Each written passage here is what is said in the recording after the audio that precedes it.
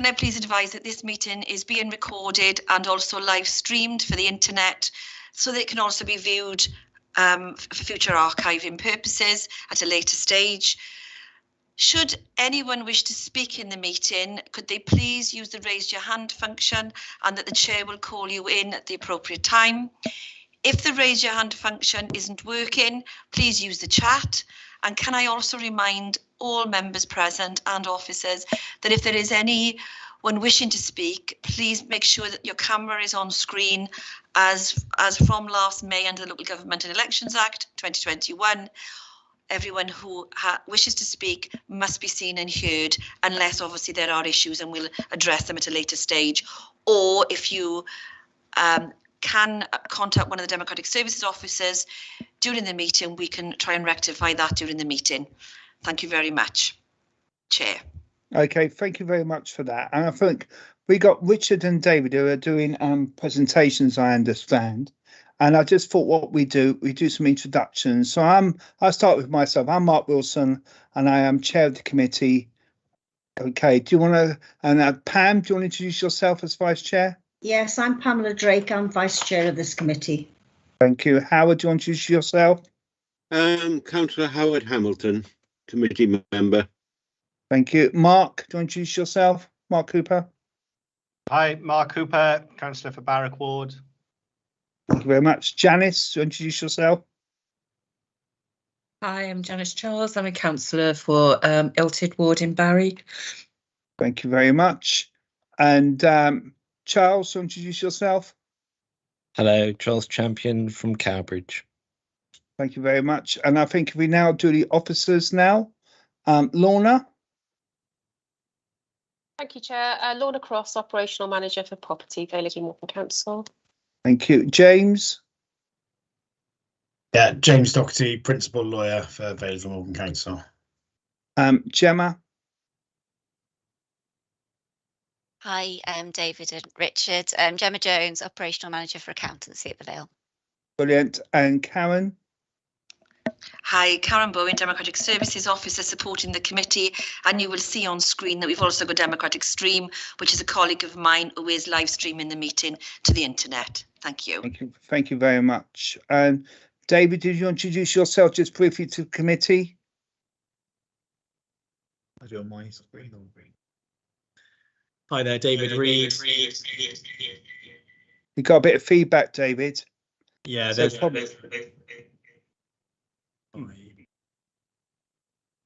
Okay. If you've got headphones, I would suggest you use the headphones if you have a set. Yeah, that would be useful, Dave, if you could do that. Hi there, That's David better. Reed, Investment Director. It's me and my team that are in charge of the investment portfolio here at Evelyn Partners alongside Richard. Thank you. Okay, and Richard, do you want to introduce yourself as well? I know David's done that a bit for you, but you want to do that as well? Yeah, thank you all. I'm Richard Stones. I'm a Chartered Financial Planner for Evelyn Partners. Thank you very much. Okay, we're now going to go on to the agenda. All right, then. First item, we got any apologies for absence? Chair, I haven't received any apologies from Councillor Morgan, but as you're aware, within 7 days, we have to put the decision notice of this committee's decisions up on the website. So if Councillor Morgan does respond to me within 7 days, they'll be added to the decision notice. If not, obviously, they'll be left off. Thank you. Thank you. Happy for me to sign the minutes of the meeting held on 10th of October? Yes, I will second that. Thank you very much. Okay. Number 3, any declarations of interest? Nope. Okay. Investment update now. All right, it's over to Evening Partners. Okay, if you want over to you. And I think we've been given a presentation, I believe. That's right.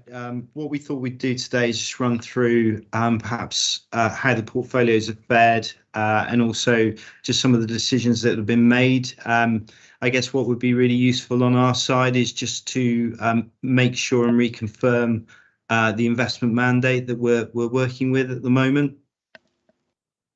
I'm happy to do that. Do you want to share your screen at all? Yes, that would be great. The reason why we've got a sort of slightly strange arrangement here is that David actually has a presentation lined up, ready to go on his laptop. So if you're comfortable, we'll share that with you now. That's absolutely fine. Yeah. Thank you.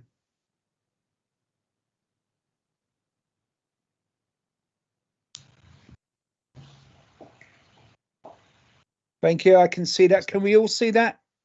Yes. Great, great. Do you want to start, David and Richard? Yeah, thank you very much. So, Richard, you want to talk about the company at all, or shall I about the merger? Cover this off? I'd probably just cover it off if you can, Yeah. David. So just a bit about, I mean, you'll be familiar with the company, but just to sort of reinforce again here that Evelyn Partners, one of the UK's largest wealth management firms here, a private company, but if we were listed on the markets, we'd be one of the big FTSE members on the London Exchange. A lot of expertise here locally in the Southwest and in South Wales, looking after, again, lots of clients. And the research that we have here and that sort of national network is fairly unparalleled. So very much large firm in safe hands here, and looking after charities and other ethical clients across the whole of the UK. So looking at the portfolio in terms of where we are this morning, actually the accounts held up reasonably well over the last year, given what's been going on in the markets. Current value as at, again, this morning on the screens here. We'll touch on risk in a moment, but as a reminder, we look at risk from 1 to 7, and we're currently in a 3, which would typically mean that around 42% of the portfolio would be in global equities, with the rest being in bonds, property, gold, hedge funds, other defensive investments.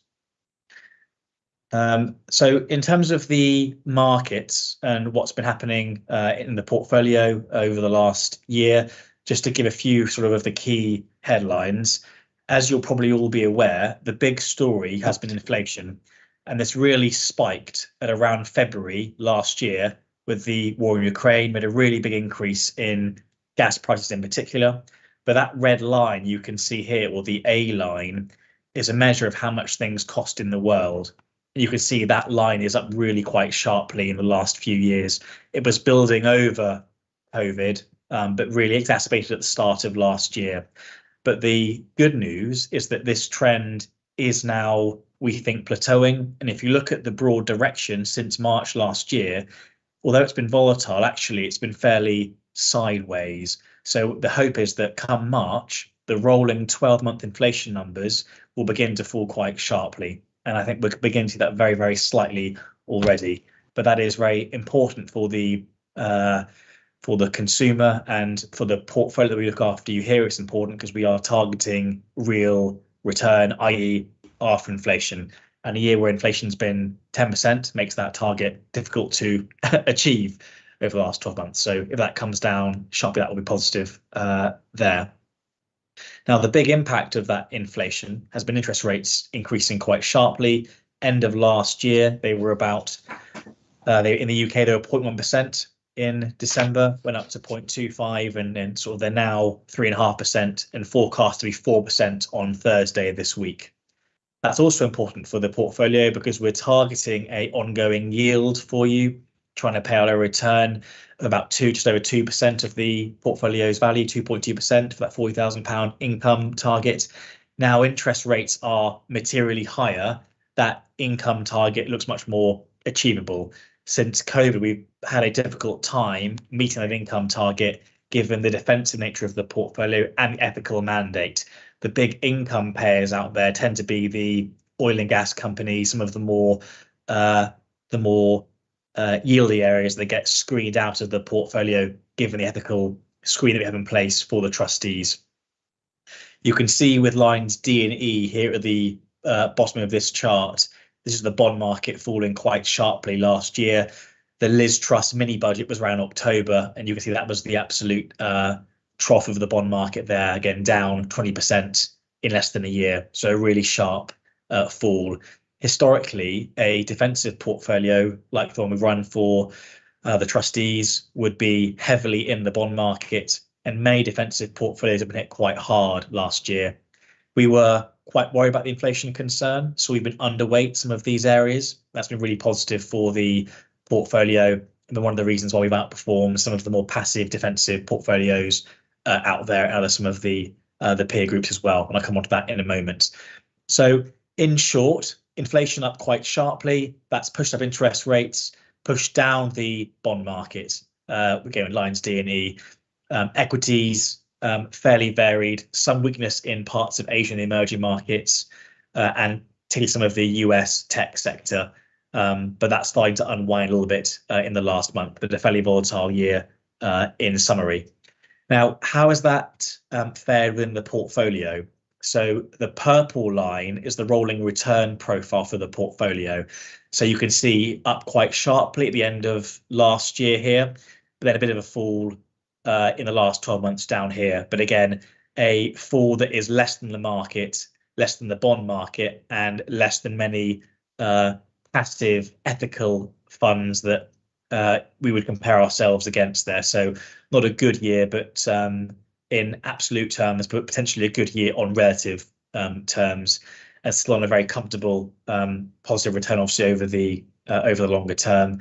And the key aim is to get back up with that CPI, that red line, which is the inflation plus target over the next few years. That's the key aim, to get back above that line whilst paying out that income as well.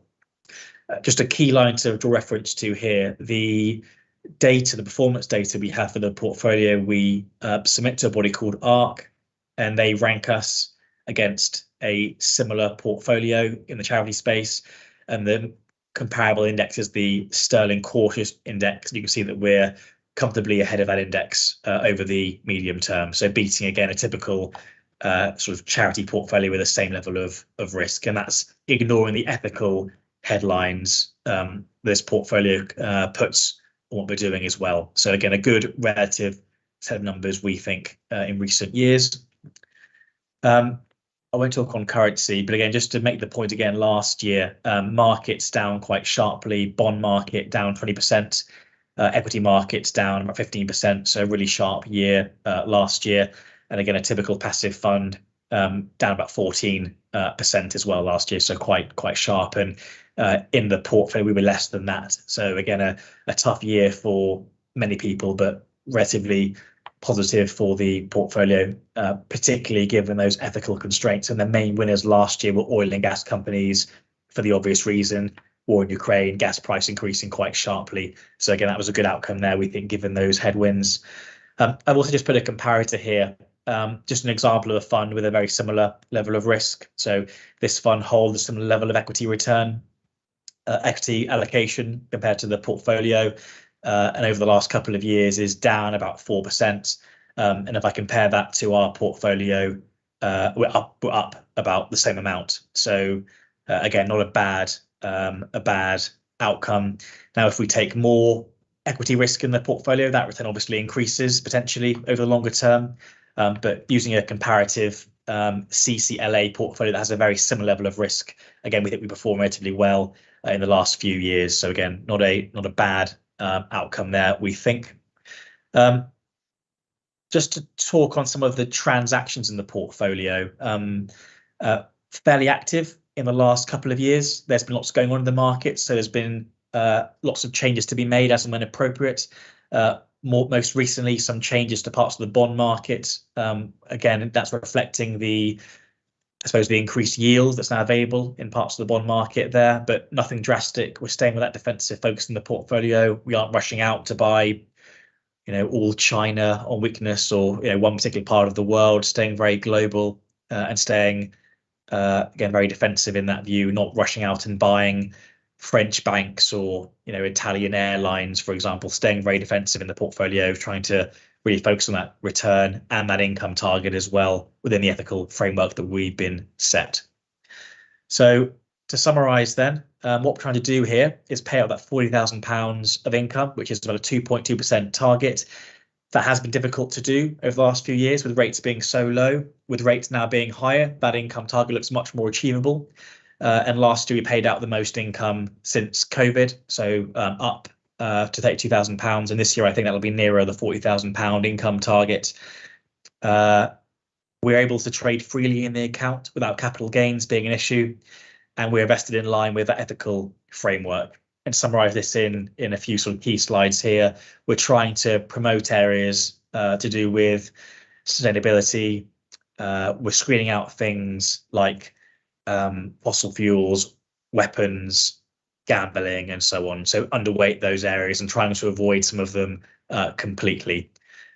So I think with that, I might just leave it there as a broad summary. And is there anything else you'd like me to talk through in more detail, whether it's the inflation outlook or Brexit or trades in the portfolio or Bitcoin? Any questions from any of the trustees present? I think that's a good approach. I think what I'll do, I'll ask members if they got any questions, and then yes, Charles, do you want to ask a question? And then I got Mark. So Charles first. Interesting you say underweight are the ones you don't want to invest in. We shouldn't be at all, should we? Yeah, so when I say underweight, so these you will often find a link. So for example, one of the investments I have in the portfolio is a income paying product that is it's a derivative based on the FTSE 100. So we're not investing in the FTSE 100, but we are exposed to the indices and the companies within. Now, unfortunately, in some of the indices, you will find oil and gas companies. So although we aren't taking any direct bets in those companies, you can always find indirect links. So if, for example, we hold shares in LSE, which is the London Exchange, the London exchanges will hold some of these oil and gas companies. So I have to be careful in my wording. So we're doing our absolute best to minimize, but if you want to find a link, you will sometimes be able to find one, even if it's indirect. So we're doing our absolute best, but I can't promise that it'll be zero exposure. If you were to go through there, you might find a company that is linked to another company, for example, that is linked to an oil and gas company, but we're doing very much our best to really keep it as low and as close to zero as we can. Thank you for that. Mark, do you want to say something? No, I've just got to say I agree with what Charles has said, and I think that there's a point there about how we follow that through, because I think, Richard, I hear what you're saying, but I'm not sure that's a necessarily convincing argument that this committee want to follow. I noticed in the last page of your investment there is a question. You've put one of the challenges for us about the ethical nature of our investments. I think that this, well, I'm speaking for myself, but I think I can probably speak for other people on the committee as well, is that's pretty crucial for what we're doing. So I'm not sure why there's a question mark there, and I think that if there is an opportunity for us to go further, I think we should.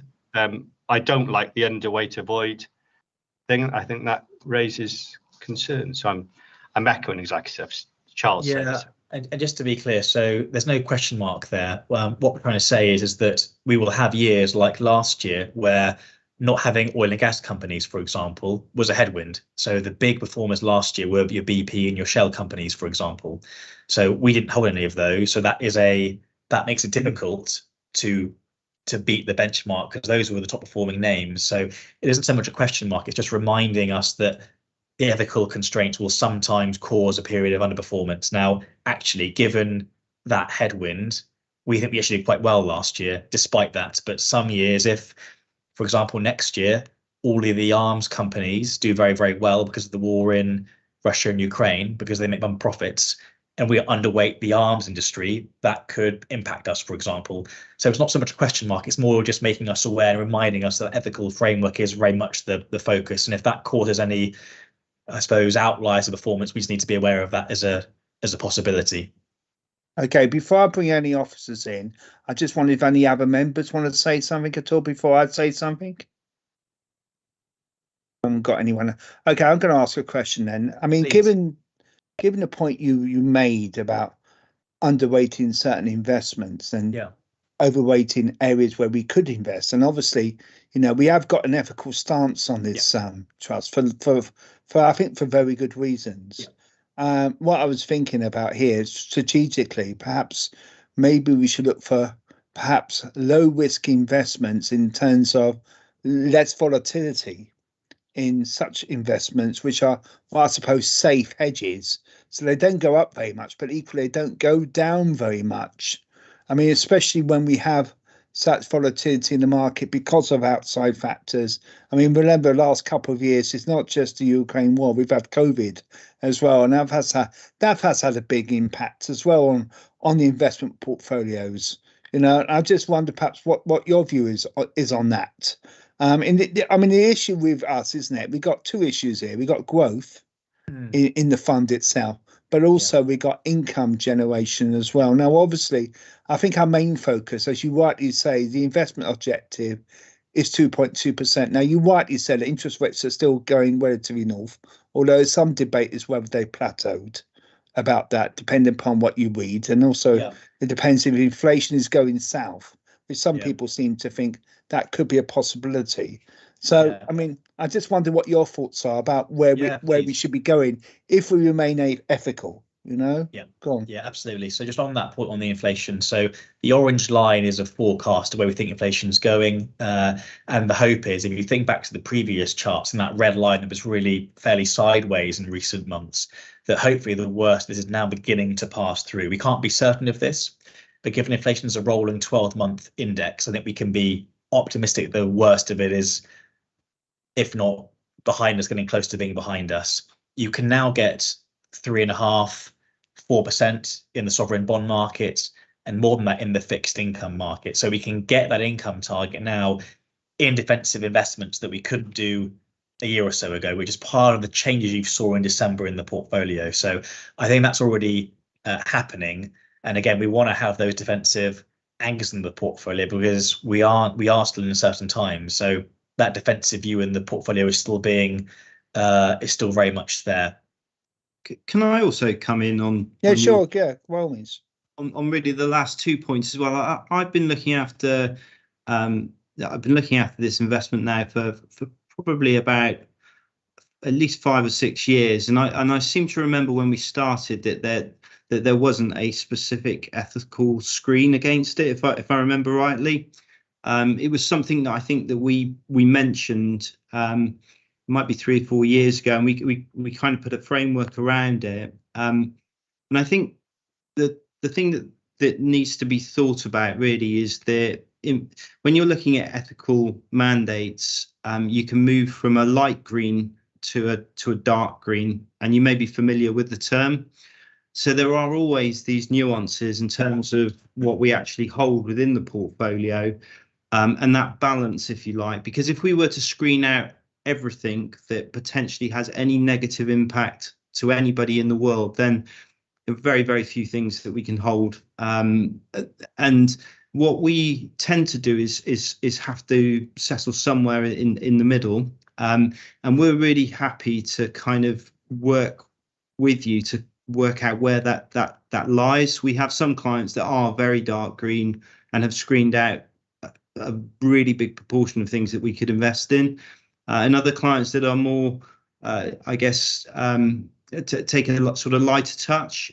You could also argue as well that in some of the areas we're investing for positive change. So if you're looking at oil companies, for instance, then they're part of the problem, but they're also part of the solution. So a lot of ethical funds will invest in some oil companies in order to try and move them towards new greener technology, and a lot of changes come off the back of that.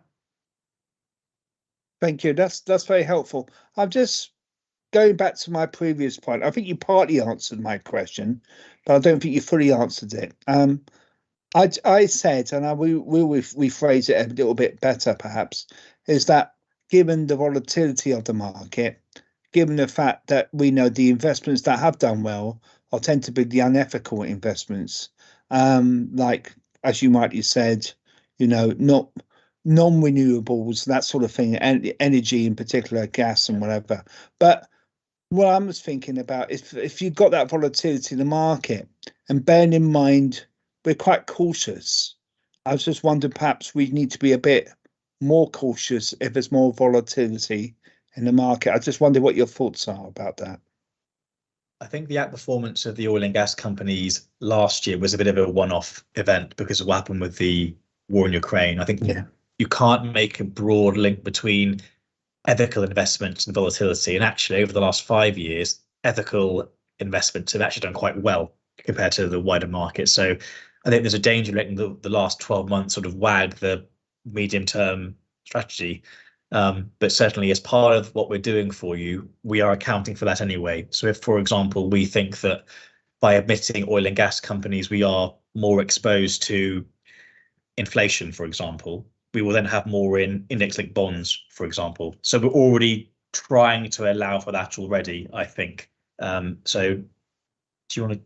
Yeah, I think the other thing just to mention as well is that there is a structure to what we're doing. So in all of our portfolios, we run from a 1 to a 7 in terms of risk. 1 is our most cautious portfolio, 7 is our most adventurous portfolio, and we can have an ethical screen across all 7.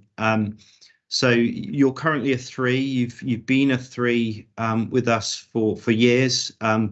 We call that internally cautious. So that's our cautious portfolio. We could move down if you were concerned about risk. I think the concern that I would have then would be the level of return to support the grants and the payments. And I think that the only point I would make just following that as well is that after a terrible year, quite often you will see a recovery. And the danger, I guess, of making change at this time is that when that recovery comes through, you might not benefit from it. Okay. No, I think that's well answered. Thank you very much. Before I bring Gemma, does anyone else want to make any contributions?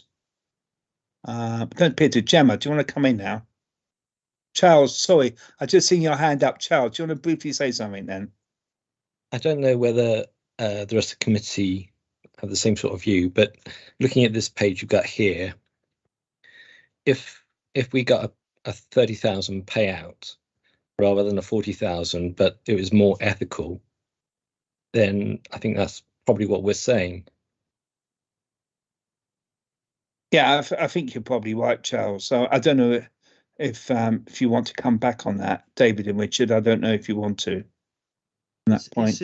It's an interesting one because I guess overtly what we're not trying to do is anything that isn't unethical, if that makes sense. We would see this portfolio is being, right bang, I guess, slap in the middle of what we would consider to be ethical. Now, that doesn't mean that some clients would put greater constraints on us, and that's absolutely fine. I think we need to be pretty sure of what those constraints are. And as long as they can be achieved, then obviously we can implement them. But I think you'll find that where you are at the moment is what we would consider to be a standard, straightforward, ethical investment that you would see through pretty much any investment manager out there. Fine, thank you for that. Gemma, do you want to come in now?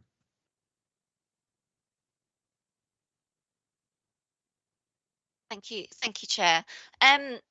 Richard and David, I think obviously we've been talking about the performance and the kind of income on the fund for over a year now, and I think we had previously drawn out that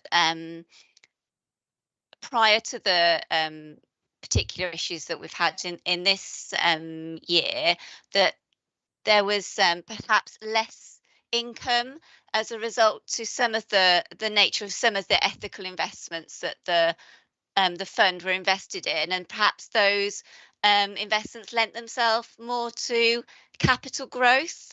The other point I just wanted to draw out was around where you're aware that we're considering another fund having done some benchmarking of where other Welsh Church Act investments are across invested across Wales, and just that you pointed out to me that investment has a significantly different risk profile to the risk profile that we're currently invested in with yourselves, and I just wanted to make sure that members were aware of that it has a significantly higher exposure to equities as part of that fund. So I just wanted to draw those couple of points out, really, David and Richard. Yeah, sure. And David, did you want to come in there on the fund that we've looked at? Yeah, so on the first point on income, to restate that for the call. So lots of the yielding companies in the market tend to be the more mature hydrocarbon fossil fuel companies. So, BP and Shell pay a big yield, for example. If we screen out some of those areas, that's less income potentially that we can get access to in the portfolio. So if we wanted to move from a natural income to a defined standing order, for example, we could do something like that as an option. I don't know if that can be done, Yeah. and you would know this better than me, Gemma, but I think I'm correct in saying that the way that the trust is actually set up, the charity set up, that it's only yield that can be paid out or income and not capital. Yes, certainly we don't want to draw down on any of the kind of endowment of the charity, so that would be ring fenced. Absolutely. Yeah.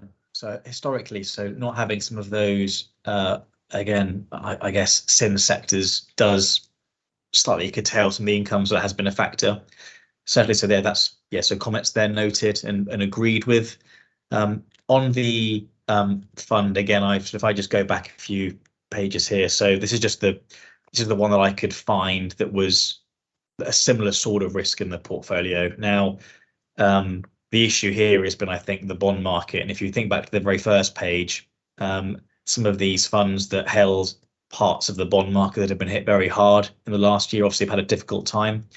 The other CCLA fund, rather than being more in some of the more defensive, i.e. some of these bonds had much more in global equities, particularly that's benefited from a strong dollar in the last year. So that's the main difference there. But the other thing I would just point out as well, if we just ignore one particular company, we're looking at this blue line here, which is the ARC index, and that's a measure of lots of different, rather than just one example here, one example there. This is a broad measure of the industry and how we compare. So comfortably ahead of that, given the level of risk in the portfolio. And if we wanted to take more risk for a higher return, obviously that's something that we can look at. And if those higher returns are what the trustees would like to aim for, that's a conversation that we can have in due course if necessary. And David, are you able to quantify the difference between the two funds?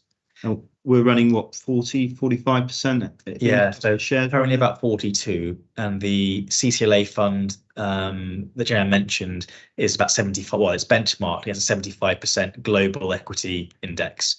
So the other stuff being in property and cash and bonds, but 75% equity versus currently 42. So almost 30% approximately. So a fairly large difference. And how we would see that internally, a fund that was holding 75% equity on our scale of 1 to 7 would probably fall into a 5 or maybe even a 6 on our scale. So I guess the point that we're trying to make is that we are comparing something that's completely different. If we were putting a fund that we were managing with 75% in equities, then it would look really different to what we're doing for you at the moment. Okay. Has anyone got any thoughts on what's said here? Because they are interesting points, and I do think we need to be aware of risk here. I mean, I think the point I would like to make, I'm not getting anyone coming in, is that we are trustees, aren't we? And because we're trustees, we've got to be very sensible in what we do. I mean, it's not my money, it's not your money, it's the organisation's money, isn't it? It's the Welsh Church that money, and we are trustees. And I think, given that, we've got to be a bit cautious, I feel, conservative with a small c, I would say, in terms of our portfolio investment. And I would personally think I would like a diversified portfolio. I think if you put a lot of eggs in one basket, e.g. equities, with equities, they can go up and they can go down. You can have bear markets, you can have bull markets, and we need to be very careful about that. And I think a diversified portfolio is personally a right thing, where we've got a mix of different classifications, corporate bonds as well as shares and other investment tools. That's where I would like to see it. But I mean, I think we also got to be aware of the target of the income of 40,000. I think we got to still do, and I think Mark, you said it's the last meeting, we got to kind of recover our losses a bit in terms of the fund overall, and I think that is right. And I think we've had some lot of turmoil in the market, and I think we need to get a bit of that coming back to it. I think that's where I like to see things going. That's my personal view. I wonder if anyone else has a difference or agrees. I'd be interested to see. Does anyone want to say anything? Members at all? Does that indicate sort of an agreement? That's indicate. Yeah, I couldn't find the right button. Is that okay, Mark? Yeah. I just wanted to say, really, I've had outside advice from investors, and it's been exactly what we've been told today. And I think that really we should continue in the which way that it's going. I don't think there is a different way that they can go that is going to make us any more or any less in a safe way that they're doing it. Yeah, I mean, and thank you for that insight, Janice, because that's my view as well. I think, we really got to be a bit cautious here. I mean, there's so much volatility in this world. Howard, do you want to say something? Howard? You're muted, Howard. I beg your pardon. I agree with yourself and Janice that we need to be very cautious, and I would not agree to alter things at the present moment. Okay, fine. What about anyone else? Mark, what's your feeling about that, or Pam?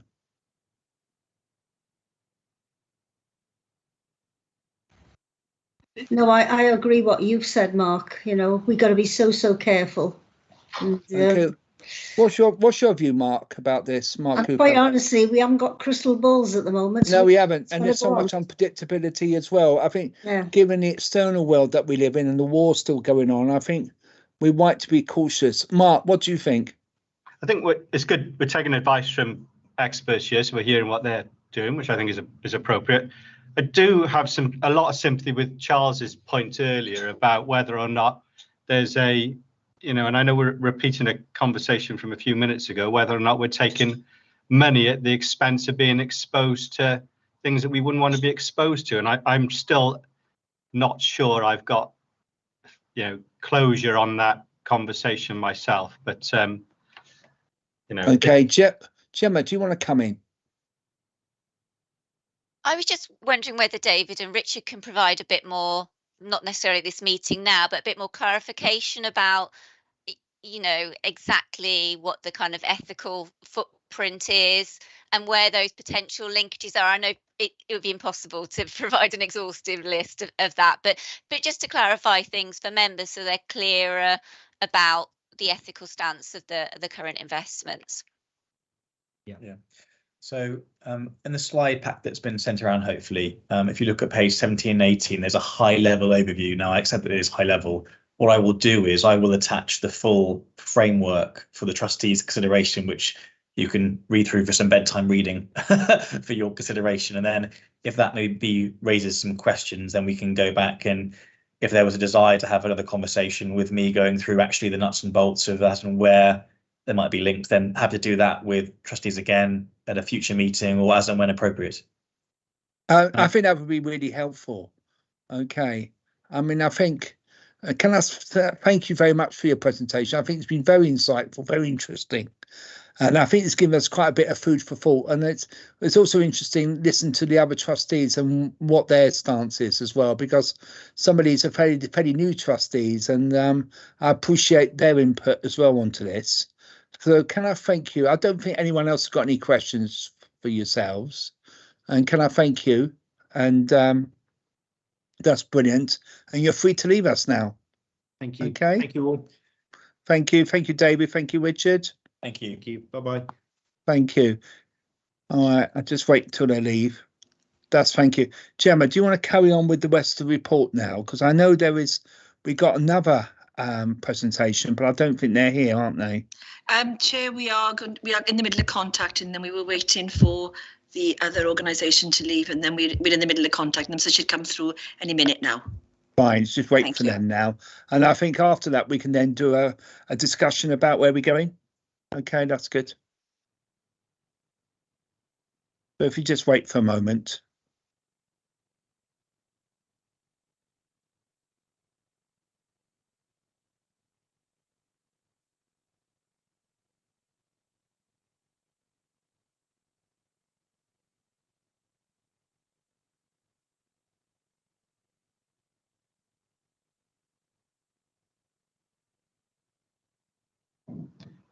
Can I ask a question?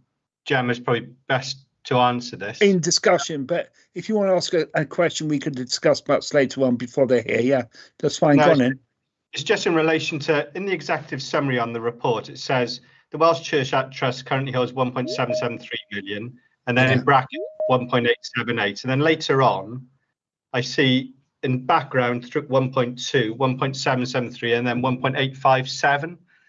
Are those, is the 1.85, is there a mistake in there, or? I think, can we discuss that afterwards now? Because we've got Daisy coming now and Antonia now.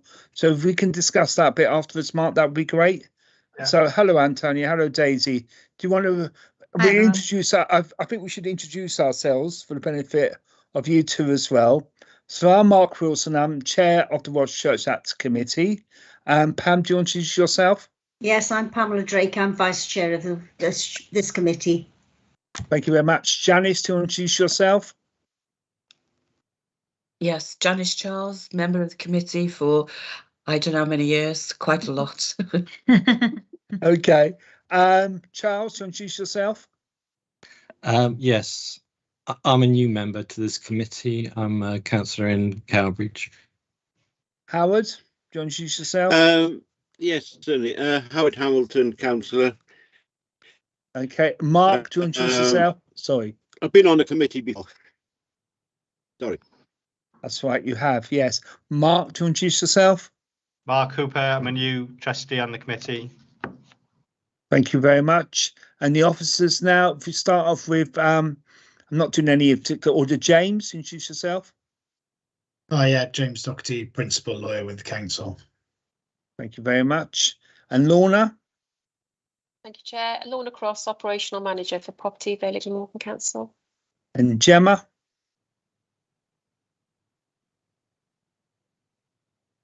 Gemma? Hello, sorry, can you hear me? Yes. Sorry, Gemma Jones, operational manager for accountancy at the Vale. Thank you very much. Okay. And Karen? Yeah, my name is Karen Bowen. I'm Democratic Services Officer supporting the committee today. And can I advise the organisation CCLA that just arrived that this meeting is being live streamed and recorded for future archiving purposes on the internet. Thank you. Okay, and Daisy and Antonia, could you introduce yourselves from CCLA Limited? Sure, I'm Daisy Manifield, Client Relationship Manager at CCLA. I've been with CCLA for about 10 years now, so 10-year anniversary coming up this year, and I'm very used to looking after charities like yourself. I also look after some other Welsh church acts in Wales, so completely understand you as an organisation. Thank you. And Antonia? Yeah, my name's Antonia Cavalier. So I'm a client investment director at CCLA. Like Daisy, been here quite a long time. LinkedIn keeps telling me these anniversaries keep popping up.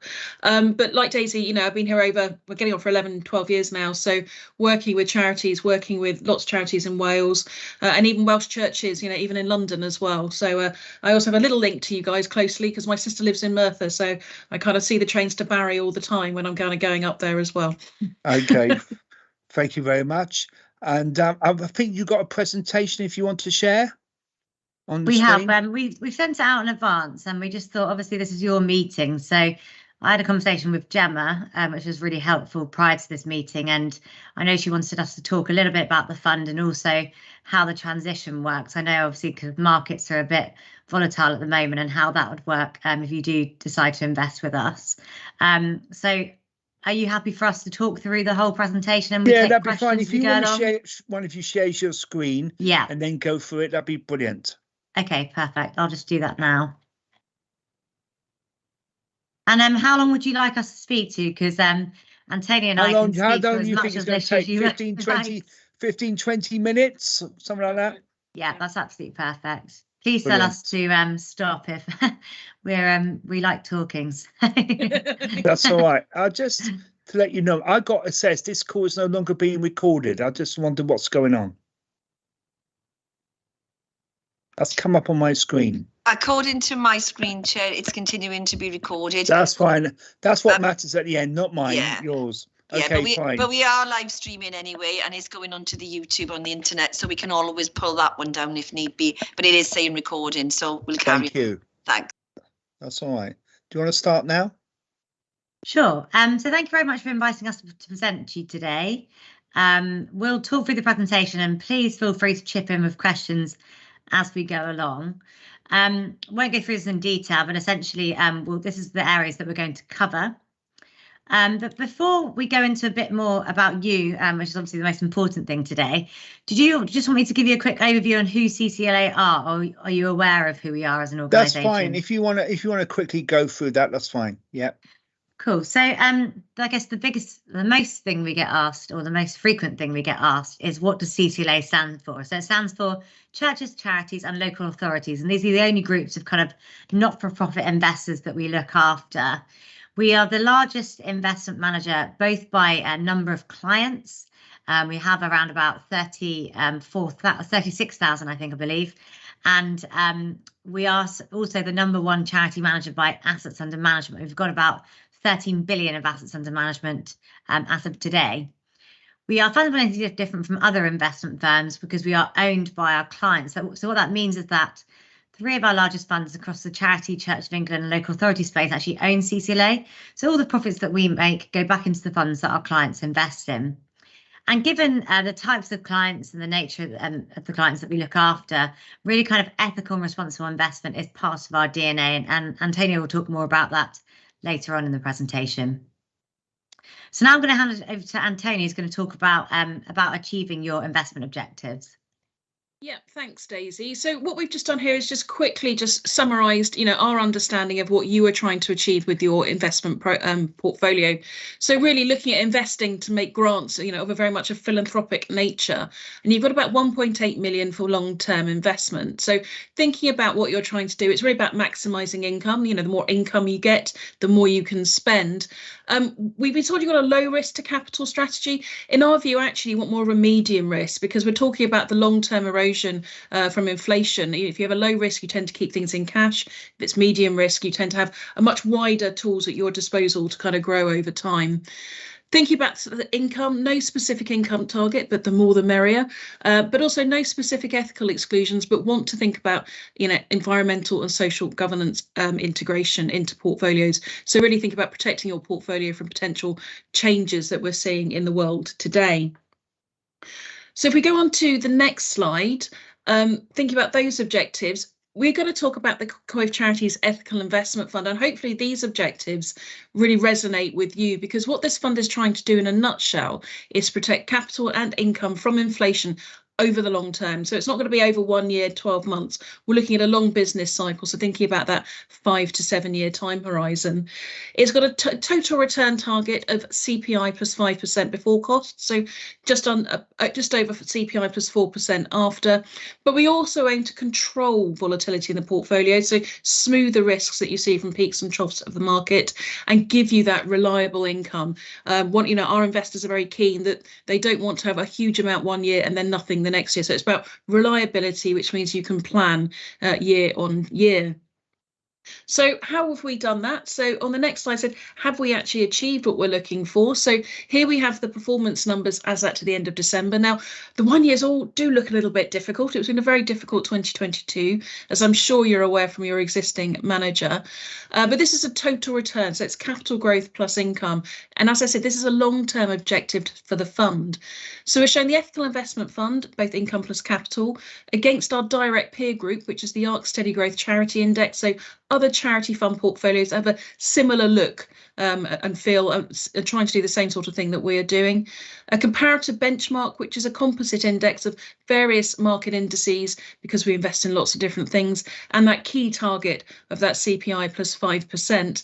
Now, as I said, the last year has been really challenging. If you're trying to beat inflation when you've got it over 10%, it becomes an exceptionally difficult target. But for us, we're thinking about charities, and we're not talking about, we've got 5 and 10 years here, but really, when we talk about long-term with charities, we've got investors who've had money with us for 30 years. So we're talking about really that kind of longer term thing. So if we look at the 10-year target, an average of 9% per annum over the last 10 years, doing very well against our peer group and very well against the comparator, and actually over that longer term time periods, actually beating that target benchmark.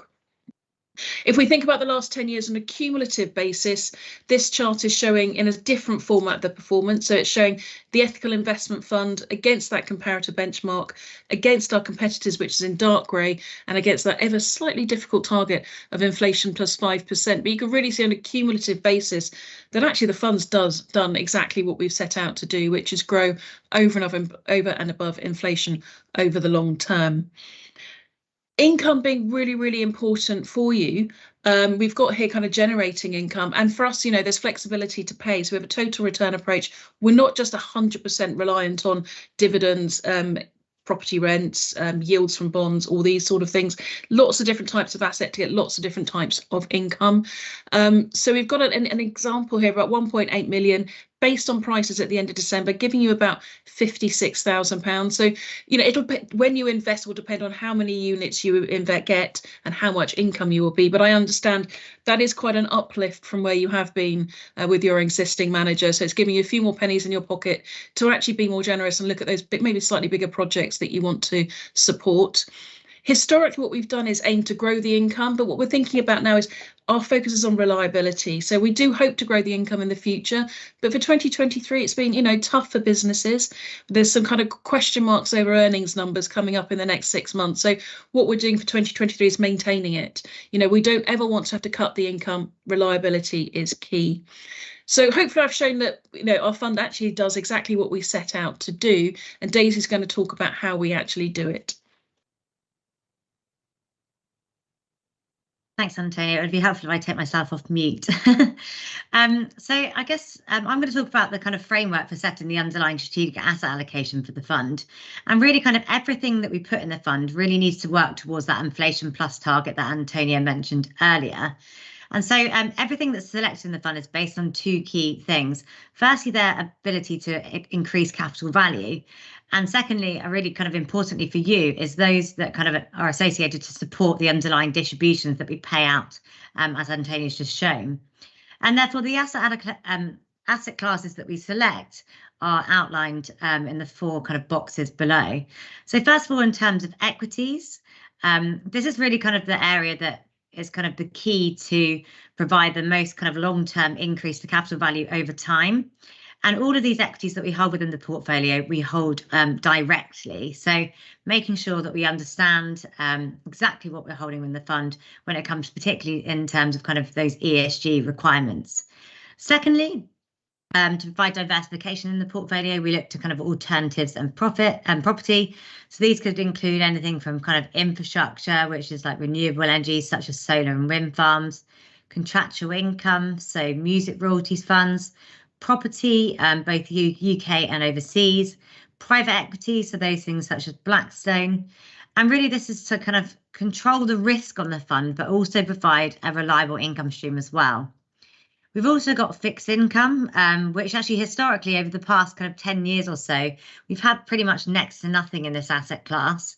It's only really been in the last kind of 4 months or so that we've actually gone back into this, because previously it was giving a negative real return, both from an income and capital perspective.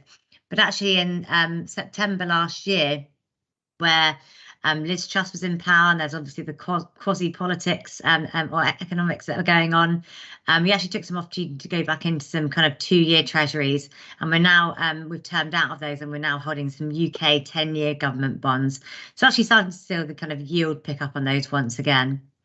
And then finally, cash, something that we've been utilising, particularly over the last year or so. And where we do hold cash, this is we hold it both in our COIF deposit fund, which is currently yielding 3.41%. And I noticed in your report and accounts, you do have a money market pot. So this is maybe a COIF deposit fund is something you could utilise as well as the ethical fund at CCLA. And we're also holding within this fund some direct certificate deposits that act like kind of term deposits, and they're yielding about 3.5% to 4%. So where we are holding cash, which you'll see in a moment is particularly elevated at the moment, we are trying to make our cash work that little bit harder. So you're probably wondering what the fund holds. So this is the asset allocation as at the end of December. And thinking about that inflation plus target once again, you can see in the pie chart, really the bulk of the fund is invested in equities. And within these equities, we tend to hold those with the kind of global base or global approach in mind. I mentioned earlier that we diversify into other asset classes for kind of risk and income purposes. So you can see we've got a number of alternative assets in there as well. And then fixed interest, currently just under about 5% of the fund. And then cash, I just mentioned, that is a little bit elevated than normal. Usually we hold about 4 to 5% in cash. But as of today, that's up about 10%. But you should expect to see that being redeployed this year, probably back in as kind of inflation starts to go down. We'll start to put that back into risk assets. So you'll likely see some of that go back into global equities, but also I know the team is looking at some corporate bonds at the moment as well. I just wanted to focus briefly on our approach to equities and the way we hold those, because actually you would have seen a moment ago, actually this is kind of the bulk of the fund that you're potentially going to invest into. And we really think about equities with 3 key approaches in mind. Firstly, we look for those with quality, so those with kind of strong balance sheets, little to no debt, and those that have excess cash that they can reinvest back into the investment into the company for the long term. The next thing we look at is long-term growth trends, so whether that is the move away from kind of cash to electronic payments or away from kind of retail high street to online. And I guess one thing, kind of standout thing that we do at CCLA is we focus on valuation. So not being afraid to trim stocks when they get overvalued. And we've certainly been doing that across the past year or so, but also not being afraid when kind of market volatility is down, going back into opportunities as those arise. And with all of this, we have kind of responsible investment in mind, so making sure we integrate those ESG factors into our investment process. We tend to have a long-term approach because it is a long-term fund. So we typically aim for a kind of 5-year holding period, which equates to about a 20% turnover rate. And we are index agnostic. So just because something's in the benchmark doesn't mean that we need to hold it. So for example, we've got about 15% of the benchmark in bonds, but we only hold just under 5% at the moment. In terms of our equity weightings, that's outlined on page 14. So on the right-hand side, what you've got the regional allocation. This is a bit of a red herring. It's simply where the companies are listed rather than where they derive most of the revenues from. So more importantly, on the left-hand side, we've got the sector allocation. So just picking out a couple of these. In information technology, we really focus on kind of large, well-established businesses such as Microsoft, Visa. They build the infrastructure behind the cashless society that we now live in. Within healthcare, obviously a really big, important part of the past couple of years and beyond. We're thinking about the kind of aging population of this world. So whether that's companies like Medtronic, they build the pacemakers, or Stryker, they build the hip replacement technologies. And then towards the bottom, you can see what we are underweight in this fund or do not actually hold at all. So particularly materials, so no Rio Tinto of this world, and no traditional kind of oil and gas stocks, because this fund does have a restriction on kind of fossil fuels investments. So none of those within this fund at all. And finally, from me, I just wanted to focus on the kind of role that alternatives play within our clients' portfolios. And when we talk about alternatives, we're thinking about kind of all asset classes, excluding the mainstream ones such as equities, fixed interest and cash. So this does include property. And these really serve kind of 3 key purposes. Firstly, they assist with kind of stable cash flows. So where we are paying out a kind of reliable income stream, these asset classes tend to pay a higher income than those of kind of traditional asset classes. So for example, private equity tends to pay something like an 8% return on income, which is obviously higher than traditional equities. In terms of diversification, these assets tend not to be correlated to traditional asset classes. So a music royalty fund would be correlated to the Microsoft of this world. And actually, in terms of positive ESG impact, this is where we can really make the real difference. So investing in things such as energy efficiency projects, clean growth technology, social housing, or even kind of battery storage funds. This is the key area for that. So has anyone got any questions on the kind of general asset allocation of the fund before I move on to Antonio, who's going to talk about what it would feel like to be a client of CCLA's? I don't know if anyone's got any questions. Yeah, Charles. The FTS 100 over the last, 5 years has barely grown. you could say probably over the last 20 years, actually. How have you managed to grow? So was that the FTSE 100? Sorry, the FTS, the UK index. Yeah, the FTSE. Yeah. So, well, firstly, we take a global approach to the way we invest, and our benchmark's actually MSCI World that covers all of the largest companies within the kind of global index. And the reason we don't really kind of invest much within the UK, so I think if I go back to this slide, this only shows our kind of our equity only investment. So obviously we are thinking about investing with a global approach, but in terms of kind of the equities that we hold within the fund, within the UK index, it's really built up with things such as oil and gas, mining companies, banks, and they're things that we tend to steer away from within this fund. What we think about within this fund is we think about companies from a bottom-up approach rather than thinking, oh, we need to have kind of X in the UK or X in the US, for example.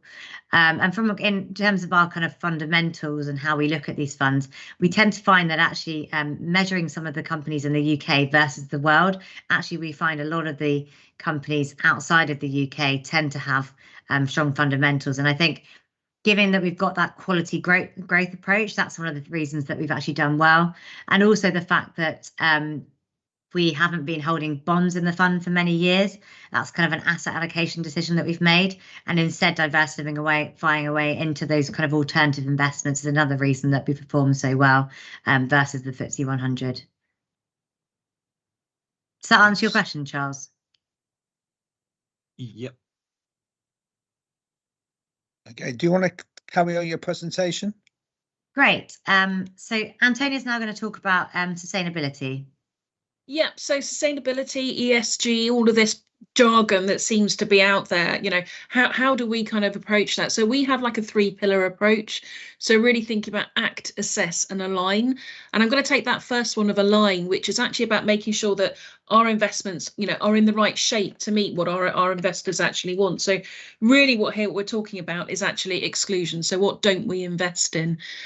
We survey our clients every 3 to 4 years to check that they are in line with their mission, their beliefs. It's not our views, it's theirs.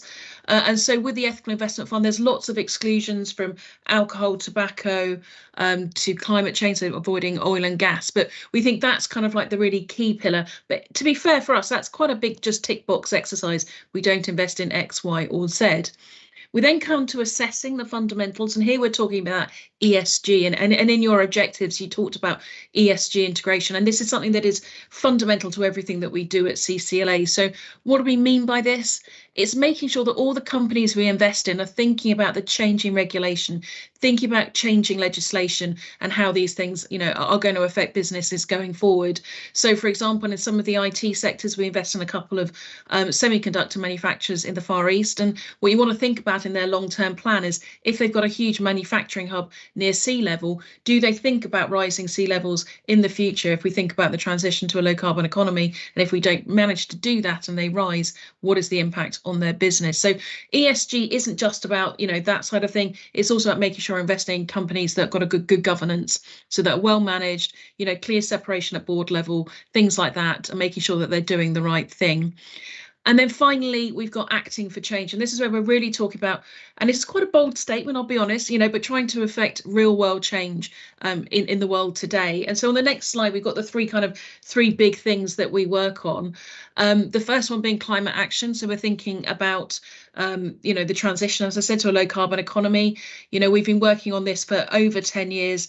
We created Aiming for A, which has now turned into Climate Action 100 Plus, which I think the last time I looked at something like $60 trillion under management, you know, all of these people coming together. We also co-created the Powering Past Coal Alliance, which has had a lot of stress actually in the last year, just given the impact from the Russia-Ukraine war on energy supplies and people wanting to go back to coal, just, you know, so they can literally keep the lights on. We're also thinking about modern slavery. We know modern slavery is in the supply chains everywhere. So we've created the Find It, Fix It, Prevent It campaign, which is about £11 trillion behind that to really try and get companies to find it. And we've actually worked with hospitality companies, and we've had some good news where people have found it and therefore can stop, break the chain and make it right. But we also work with the Home Office to think about the Modern Slavery Act and look at how that can be enhanced as well. And finally, thinking about mental health in the workplace, we've launched our mental health benchmarks. I can spend hours talking about this, but I won't. I know time is very precious this evening. But also thinking about things like the cost of living crisis and asking companies in the UK about what are they doing about their lower paid employees. So when the ethical fund isn't just about the tick box exercise. It's not just about ESG. It's also, as a company, with our investors, creating really good long-term changes where we are genuinely seeing companies change their processes with these kind of things in mind. So that's a little bit about sustainability. What is it like to be a client of CCLA? So Daisy and I would potentially be your direct contact. So we'd always be on hand to kind of quick Zoom call, meet with you regularly, hopefully in person if the trains allow or transport allows. But we're here to really kind of be there to answer anything you need. You'd get all the kind of documentation that we usually expect, like valuations, quarterly reports, all the extra documents, what's going on in markets, those sort of things. But we also do online webinars. We also do in-person webinars. So every year we come to Cardiff for a breakfast seminar. I think it's on the 4th of October this year. So there's a chance to meet other people at CCLA, but also a chance to kind of think about, really doing a bit more of a deeper dive on markets, sustainability, those sort of things. There is also a couple of online webinars coming up this month, one next month. And if you are interested, we can send you the details of those as well. But our role really is to work with you, make sure that you feel comfortable with what we invest in, understand our processes, when things get a little bit interesting in markets, provide that kind of guiding hand, through challenging times. On the next slide, we've got a little kind of very brief slide here on the transition. I think this can always be an area of concern. If you want to move a portfolio when times are volatile, you worry about doing the wrong thing. So here we've got like the broad timeline and, there's paperworks and things. But if we're thinking about your current portfolio, which we've seen, we've looked at what you hold, the view, unfortunately, there aren't any correlations that we can really take in specie. So we'd need to sell it for cash and then transfer it over. Now, there are two schools of thoughts to this. Some people are like, just get it over as quickly as possible, into the right shape as quickly as possible. Others are like, well, actually, I'd like to take a bit more time and avoid some of that out of market risk. So they may think if we've got, say, 1.8 million, let's divide it into 3 or 4 and we'll sell part 1, move it across, invest it, part 2, move it across, invest it, just to minimise the out of market risk, because when you see volatile markets, it can hinder, it can also help, but it is more of a risk to manage that. We have a specific team that handholds you through the whole of this process. We try and take as much paperwork off your desk as we can, but unfortunately there's always paperwork involved. But the team that we have here this is their day job, this is everything that they do, so they're always there on hand to help you through the process, and Daisy and I would also be around to help as well. So finally, sorry, not finally, I forgot about costs, the most important thing for any accountants in the room. So thinking about what are the costs of actually the investing in the fund. So we've kind of put this out here, and I'm going to take it line by line because I think sometimes these things can get confusing. But ultimately, all of these costs are borne within the fund. So you never have to write us a check. You never see it in your portfolio because it's simply reflected in the prices on the portfolio. So the annual management charge, that 0.6%, is all of the costs for CCLA. So it's Daisy and I, it's our investment team, our sustainability team, reporting, events, absolutely everything all in one. So that's that bit. We then have that 0.08, which is all the other costs of running the fund. So where we have it, there's a little bit of irrecoverable VAT, although we are trying to reclaim as much as we can from that from HMRC at the moment, but also legal costs, audit costs, and just the costs of running the fund. So that takes you to your fund management fee at 0.68. At CCLA, we want to be transparent. Some of the things Daisy talked about, things like music royalties, things like the alternative energy, things like battery storage. We access some of those really niche holdings through pooled funds. We hold everything directly wherever we can. But actually, we're showing that 0.23 is showing the costs of those other funds that we invest in, the ongoing charges that we have from those as well. So when you take all of those into account, you get a total of 0.91. But as I said, every valuation you get is net of fees, as the fees are calculated within the fund, and therefore, you don't need to worry about giving us any money. So now finally onto the last slide, which is, why CCLA? As Daisy said at the outset, we are dedicated charity specialists. We understand the sector. We work with the sector as well on many initiatives. Thinking about lots of experience in the voluntary sector, so lots of different areas. So with faith groups, with kind of grant giving charities, and also we've got a proven pooled investment solution. We believe that the pooled funds are the most efficient way, the most cost-effective way of investing in lots of different assets while ensuring you've got transparency of your assets. When you're investing in lots of pooled funds, sometimes you can be paying 2 or 3 times to hold the same fund, the same company, but also you also want to make sure you're not investing in those things that really conflict with what you're doing. We've got very, very good performance, and Daisy and I probably are shouting a little bit too loud. We've got good service. It's something that we're really passionate about. We want to make sure you feel looked after over that time. So I'm going to finish there, and hopefully you've done a whistle-stop tour, what is now getting a dark evening, of CCLA's investments.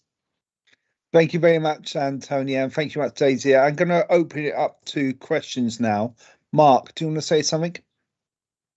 Thanks both for the presentation. I'm just interested in I think you used the word exclusions, but the restrictions for ethical investments. And I'm just looking, it says, this is on our sheets, Fender's ethical investment policy, which restricts companies that derive more than 5% of their revenue from energy and things like that.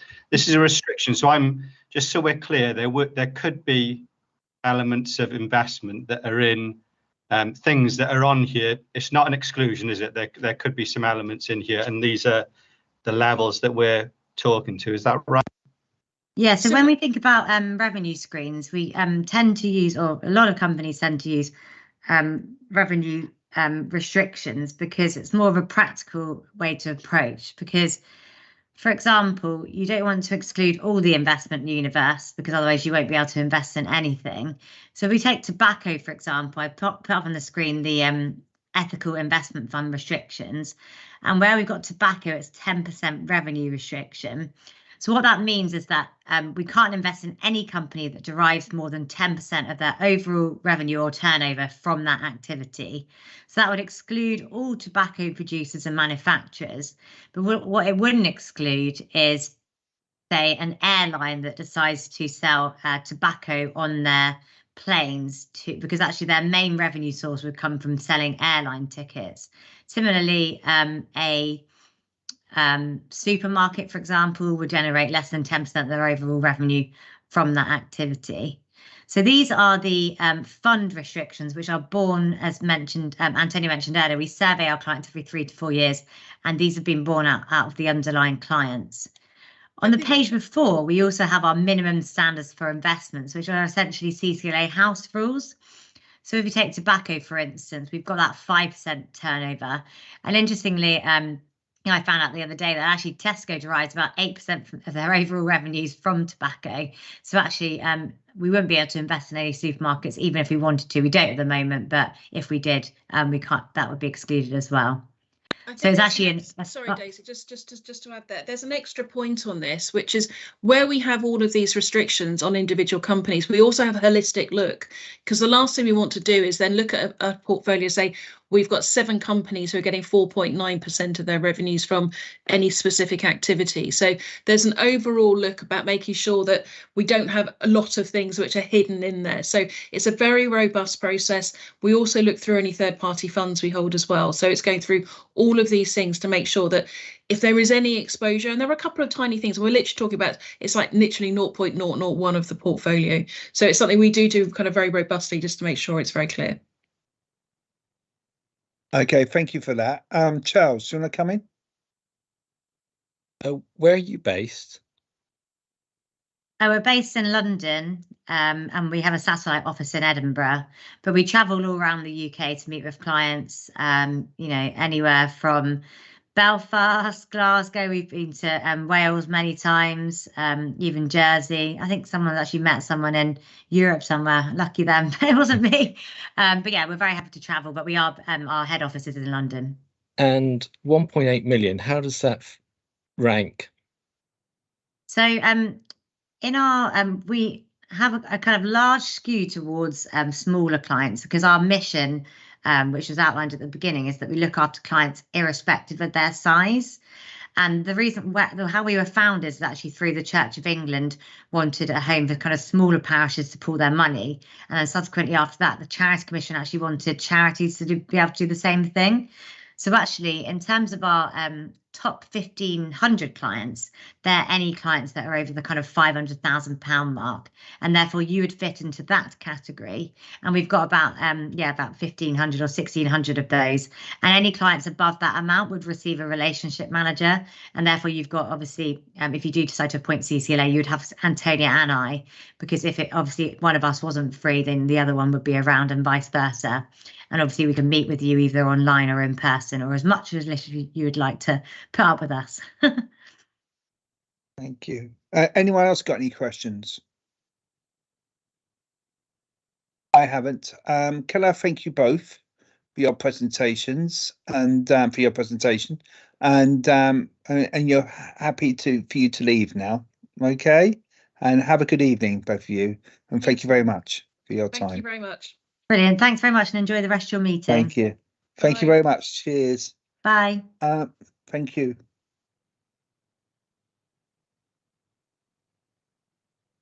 Thank you. Gemma, do you want to carry on with the West report now? Yes, absolutely, Chair. And just to clarify the figures in the report, which I think Councillor Hooper picked up ahead of the CCLA presentation. So the portfolio was valued as at the 19th of January at 1.773 million. It was valued at the 31st of March 2022 at 1.878 million. And the previous financial year, so apologies, that figure isn't particularly helpful in the report. The fund was valued at 1.857 million.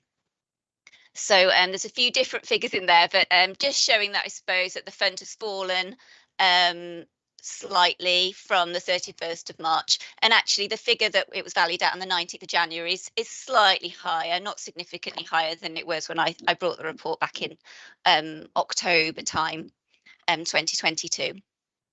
So I think in terms of this report, it was designed to be an item that would facilitate discussion with the trustees about how we would like to progress the fund, and then if trustees wish to take any actions or wish to gather any additional information, with a request to make recommendations to facilitate that really. So I suppose the market continues to be a challenging market to invest within. We've obviously been concerned for a number of years about the relatively low income we were getting, and also a concern that that income was net of quite high management fees. So I think that's the background of why we went out and did a benchmarking exercise around where other Welsh Church Act investments were invested with, and also commissioned Link, who are the Council's Treasury Management Advisors, to support us in doing a bit of a further analysis of collected investment funds, because it seemed that a number of the other Welsh authorities were utilising collective investment funds. But that analysis was, of course, carried out as at the 31st of March 2022. So a lot has changed since then. I think Evelyn Partners would say, and did say in their presentation, that this kind of economic situation is where the kind of discretionary managed approach potentially comes into its own, because they're able to respond to the market conditions. And of course, any move away from where we're currently invested would need to be managed very carefully in the context of the current market conditions. And, you know, we'd be crystallising the loss, wouldn't we, in terms of where we were at the end of last financial year.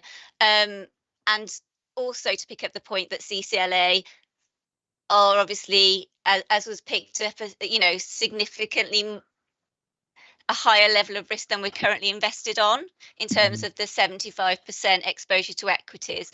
But obviously there is that collective investment approach.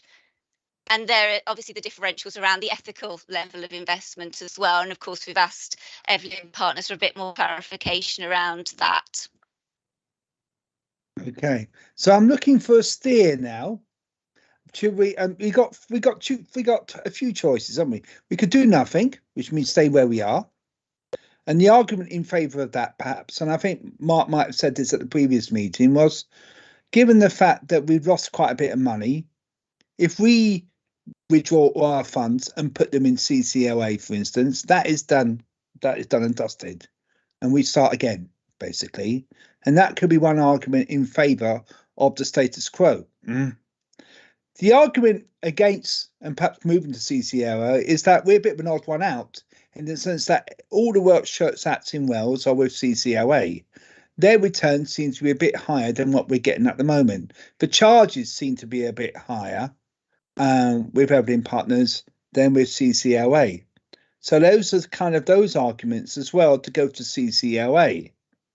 Now, I'm sitting on the fence here. I don't mind either way what you think, but I'm interested to see what your views as trustees are.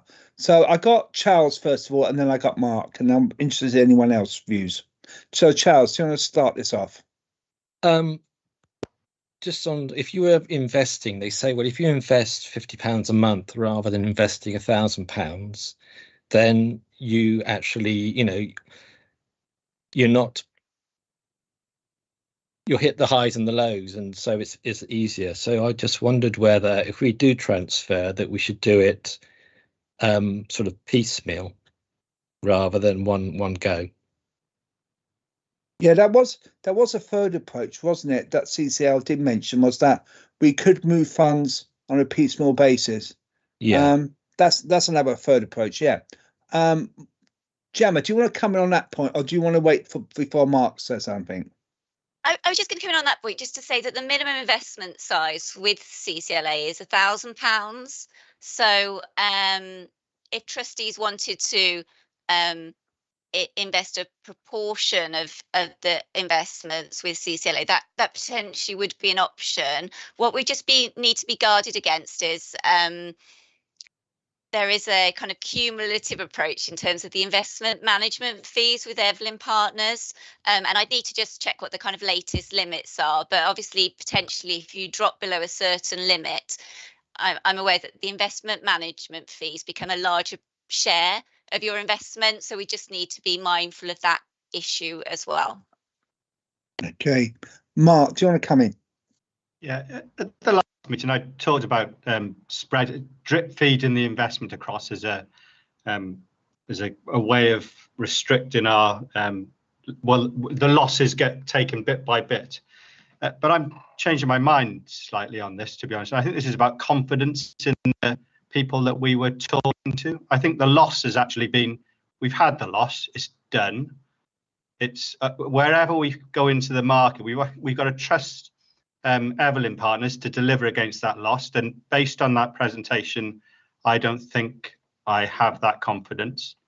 But listening to the CCLA team, I feel much more confident in what they do. They answered the question that Charles and I were concerned about with regard to ethics much better than Evelyn Partners did. So my view is that now, and this has changed based on that, I think we've had the loss. We need to crystallise the loss now and move the entire portfolio to CCLA. Okay. Is that a proposal, Mark? Is that a yes?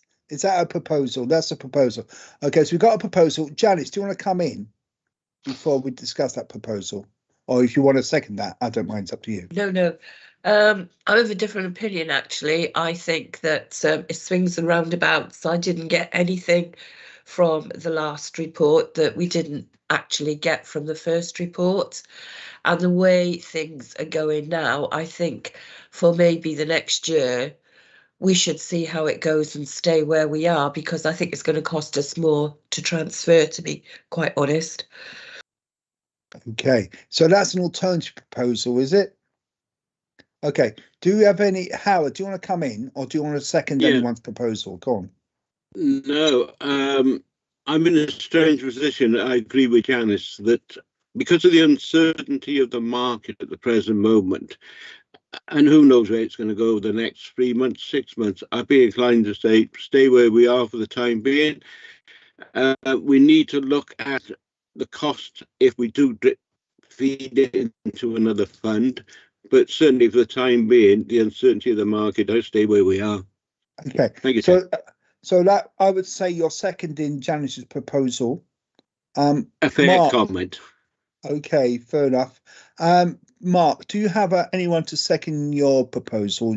Charles, I don't know. Yeah, I would second Mark's proposal. I think talking about staying where we are, we're likely to pay more for staying where we are and possibly not do much returns. And in response to my sort of query about equities, she did say that, you know, they were spread worldwide and, you know, they do move, you know, they've got a lot of cash at the moment and they move stuff around. So I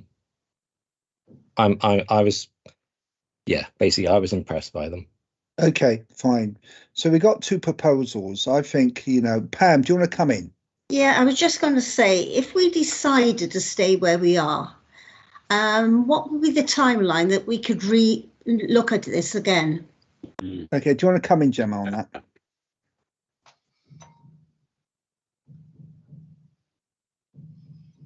We can look at this at any point. I mean, I think the Evelyn partners are obligated to do an annual assessment of whether the fund is suitable for us, but we can review this more frequently, and whether we'd have a full presentation from the fund is another thing entirely, but we can certainly defer this decision if that was what trustees wanted to do.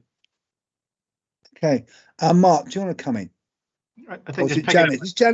Is Janice's a legacy hand or is it a new hand? Legacy. Okay, Mark, do you want to come in? Yeah, I just think speaking to Gemma's point there, I think at some point we need to make a decision. So we can't just keep. So I think we make a positive decision either to stick with Evelyn Partners, or we make a positive decision to move. I think we're here to make decisions, or we're here to sit on the fence all the time. I think just sitting there and waiting, I think, is inappropriate. Mm-hmm. I think the point, Charles, just picking up on Charles's point, I think there are costs associated with where we are. The costs are higher. We'll continue to pay that. And I think what we've got to do is consider where the long-term future is. And what I was quite impressed with, we talked about what they were different on. They talked about, the CCLA talked about investing from the bottom up. They're looking at people who are doing things over the 5-year period, over a 10-year period. It's not in and out to try and make a quick fix. They're following companies that they think are going to be there for the future. I also was impressed by them talking about how they considered things that were important, I think, to us. They talked about mental health in the workplace as being one of the things that they supported. And I think these are things that we can talk at a council and at a committee. We can actually say that we've considered these things. And if Evelyn Partners were doing that, they didn't say it, and they had the opportunity to say it, and it wasn't there. So I think there is a distinct difference. Maybe we watched two different presentations in that meeting. One talked about things which were much more progressive and forward-thinking, and the other one was frankly quite defensive. And they spent a lot of their time saying, "We know we've done badly, but we've done not as badly as everyone else." That was all I heard. So. You know, I'm strong. The more I think about this, the more compelled I am by them. Okay. All right, then. Shall we start this? I'm going to ask Karen to oversee this, and just because we've got two proposals. So I just want some advice from you, Karen, about how we do this in terms of votes. Well, you've got, to me, Chair, you've got a straight vote. You're either for Evelyn Partners or you're or for your CCLA. Is the way I've looked at that. I think given the fact the first motion was, I think it was CCLA, let's look at those who support CCLA first. And if the vote goes that way, then I think we then automatically do the status quo. Is that everyone agreed with that approach? That's fine, yeah. That's fine. So I think what I'm going to do a roll call first of all. I think that's the best approach. Karen, do you want to do that roll call? Of course I will, Chair. Yeah. If I start with the Vice Chair, Councillor Drake, I'll go down in alphabetical order and then I'll come back to you, Chair, finally. Is that okay, or do you want to go first? I'm happy No. to go for. I'm happy to go first. I'm Okay. going to go. I'm going to go for CCLA. Four. CCLA. Okay, for Councillor Wilson. Councillor Drake. Councillor Drake, are you for? Oh, sorry, I forgot to unmute myself. For CCLA or Evelyn Partners? You for CCLA? You've muted yourself, Pam. Pardon? You muted yourself just a moment ago. Are you for or against? We didn't hear that. Are you for CCLA? Yes, I thought you heard that. I said CCLA. Yes. CCLA, okay. Councillor Champion? CCLA. Councillor Charles? Against. Councillor Hamilton? Against. And Councillor Hooper? CCLA, please. Okay, Chair, that's 4 for and 2 against. Thank you. So I think we got there now, haven't we? So even if Councillor Morgan was president, it wouldn't make any difference to the decision anyway. So that's 4-2. So Gemma, tell me what happens next now.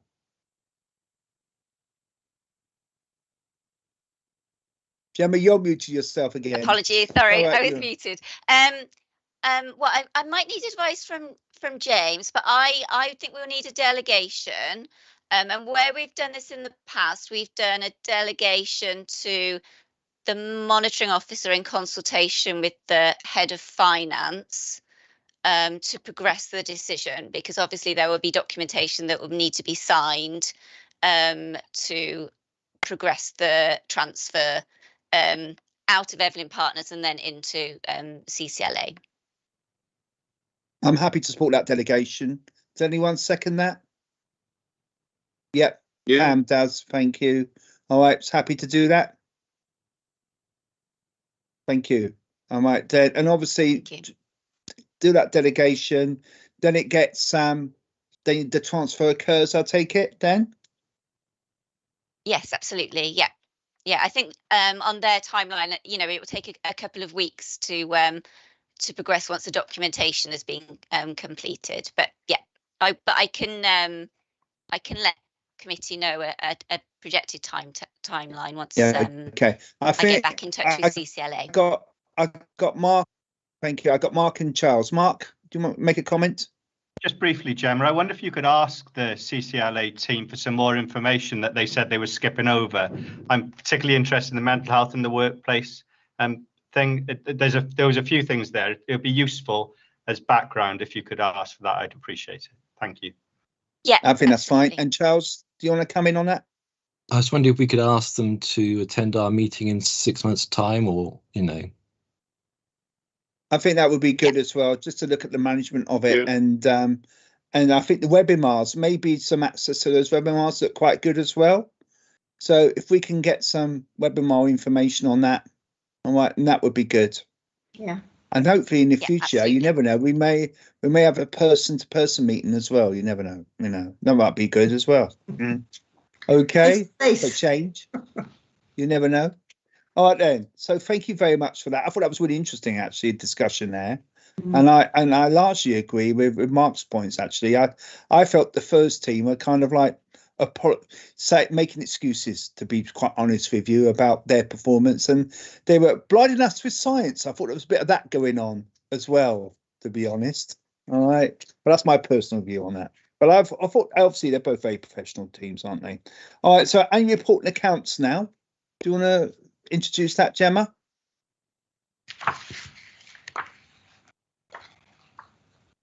Sorry, just finding my mute button. Thank you, Chair.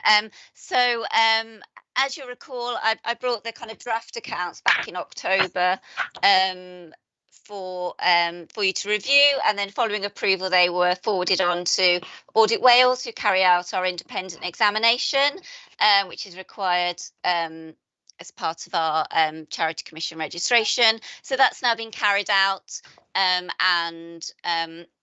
there's no major changes, just one small narrative change, fortunately. So just bringing back the slightly revised accounts with the information provided in the auditor's report for committee to review.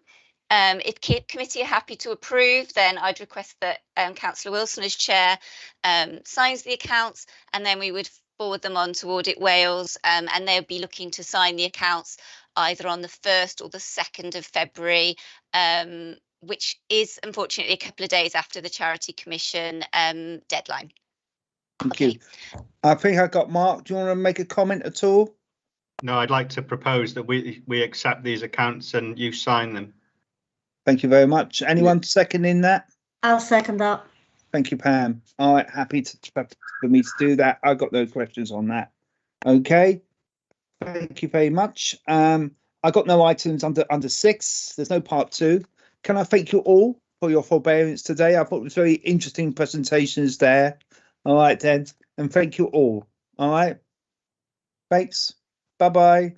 Fingers crossed our economy will start improving. Well, I hope so. I say that well.